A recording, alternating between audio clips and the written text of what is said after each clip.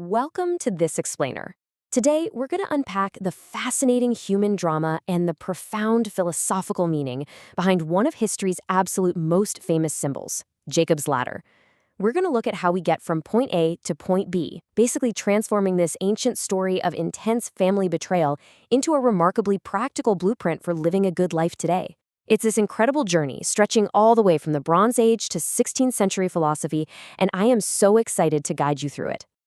Here is our roadmap for today. First, the ultimate sibling rivalry, followed by the dream at Bethel and Babel versus Bethel. Then we'll look at the Salesian spiritual ladder. And finally, ascending by descending. All right, section 1, the ultimate sibling rivalry.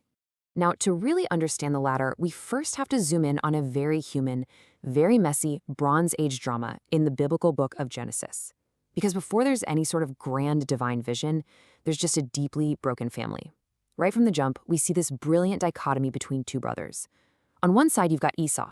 He is a skilled hunter, a rugged outdoorsman, but he is entirely driven by his physical appetites. In fact, he famously and honestly absurdly traded away his incredibly valuable future inheritance just to satisfy his immediate hunger for a bowl of lentil stew, literally a bowl of soup. On the other side, we have Jacob. The Hebrew text describes him as Tam, which translates to mild or upright. He was more of a homebody, dwelling in tents, but he actually had the spiritual foresight to deeply value the family's lineage, the priesthood, and the long-term promises made to his ancestors. But here is the wild part, the tragic irony of it all. Jacob wanted something truly valuable, that spiritual blessing from his father Isaac. And his goal was actually pretty admirable, especially when you compare it to his brother's total apathy. But he used terrible, calculated deception to get it. Instigated by his mother, Jacob actually dressed up as Esau, lied directly to his blind father's face, and even invoked the name of God to sell the con. It was a massive moral failure, and it entirely fractured his family, basically putting a giant target on his own back. Moving right along to section 2, the dream at Bethel. So, facing his brother's murderous wrath, Jacob is forced to flee his home with absolutely nothing. He is terrified, literally running for his life. He stops for the night in this desolate place, and he's so exhausted that he uses a stone, an actual rock, for a pillow. But as this fugitive sleeps out there alone in the dark at what is arguably his absolute lowest point, he experiences a vision that will completely change human history. And when he wakes up, just completely awestruck, he anoints that very stone and makes a profound vow to God. So what did he see? Well, in his dream, Jacob sees a massive structure. The Hebrew text uses the word natsav, which describes a ladder or a stairway firmly set up on the earth, with its top reaching all the way up into heaven. He sees angels actively ascending and descending on it, and God himself standing at the top, initiating a covenant. Jacob wakes up and immediately names the place Bethel, meaning house of God. He realizes that even out there in the middle of nowhere, as a flawed, guilty runaway, God is remarkably present. He is just overwhelmed by this completely unearned grace, so he vows to give a tenth, a tithe, of all his future possessions back to God. And our sources point out something really fascinating here. This was not some transactional bribe to secure future blessings. Not at all. It was a pure, spontaneous response of profound gratitude for the incredible gift God had just given him. It's this beautiful moment of true spiritual awakening. Which brings us to section 3, Babel versus Bethel. Let's zoom out a bit, because this dream actually serves as a brilliant theological counterpoint to another famous biblical structure you've probably heard of, the Tower of Babel. Babel was all about human effort, right?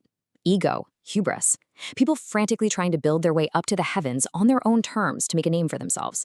But Jacob's ladder at Bethel, it's the exact opposite. Jacob did absolutely nothing to earn this. The guy was literally asleep. The ladder rests on the earth, sure, but it is provided by God. It shows that true connection with the divine doesn't happen through our own frantic ladder climbing. It happens when grace initiates and reaches down to us first. All right, section 4, the Salesian spiritual ladder. Now let's fast forward thousands of years to the 16th century.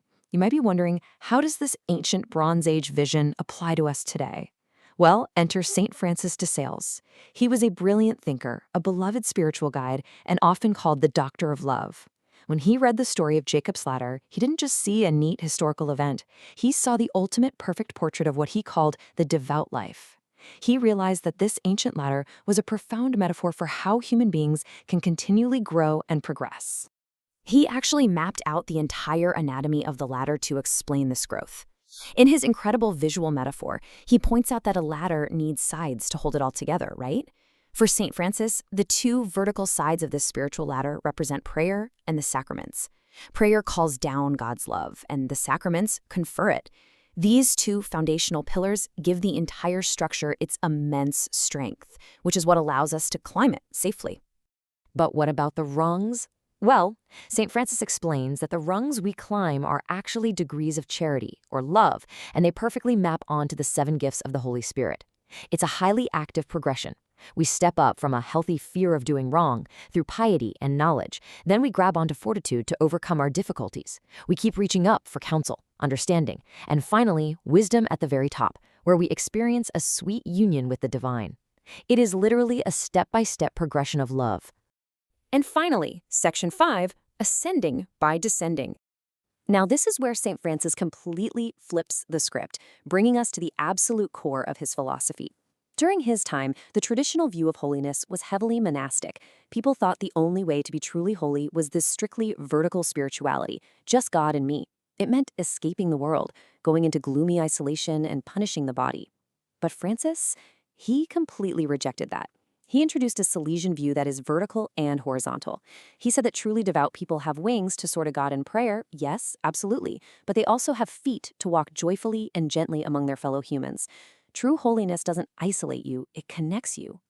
He taught this revolutionary, beautiful paradox. You actually cannot ascend to God without also descending to help your neighbor. It's a cycle. First, you ascend the ladder to find union and peace with God in prayer. Second, you receive that light, understanding, and love. But, and this is crucial, you don't just stay up there. Third, you must actively descend the ladder to take your neighbors by the hand. Fourth, you serve them with deep humility. In fact, Francis taught that this applies to everything, whether you're out there preaching grand virtues or you're simply going into the kitchen to help the cook draw water and cut wood. Which leads us to this absolutely stunning quote from his writings. Humility abases itself so charity can raise itself up. Francis explains that pride closes us off, but humility empties us out. When we willingly lower ourselves to serve others, when we intentionally descend that ladder, we are actually practicing what he calls the ecstasy of work and life. By reaching down in humble service, the magnificent power of charity naturally lifts us upward toward God. It is a completely inseparable bond. So as we wrap up this explainer, we've traveled a long way, right? From Jacob sleeping on a literal rock in the ancient desert to a brilliant framework for living with purpose today. We've learned that the true path upward always requires reaching downward in service. So I want to leave you with this final provocative thought to carry with you. If climbing higher genuinely means stepping lower to serve, whose hand will you grab hold of today?